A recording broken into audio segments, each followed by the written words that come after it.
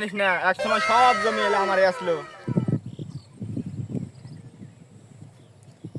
এত জমি থাকতে তুই আর ম্যাঞ্চে কাজ করিস কে? এলে সব জমি আমার হাতছাড়া হয়ে গেছে। তোকে কাহিনীটা আমাকে কত। তাহলে শোন, তুই শুনবার চাচ্ছ বলে করতি। আমার দাদার দাদার দাদার দাদার কৃষকের জমি সব দান করে দিয়ে দিছে। তাহলে তোর বংশ কি কৃষকের নাকি? তোর কি কিছুই নেই আর? আরো কিছু আসিল, ওলার ইতিহাস ক।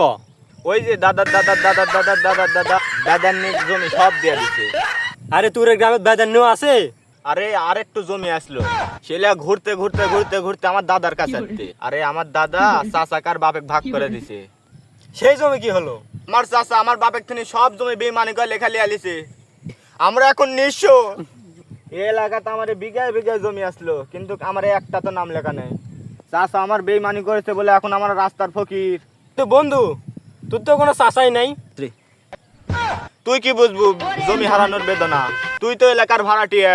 চাচা নাই তো কি আছে? বেইমানি করার জন্য চাচা লাগে নাকি? আমার গোষ্ঠীর সব বড় লোক, খালি আমার বাপ বাড়ি। এটা আমার পাড়া মানুষে কয়।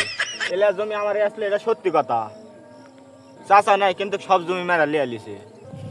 না বন্ধু, ফকিরনিরা নিজেকে এভাবে সান্ত্বনা দেয়।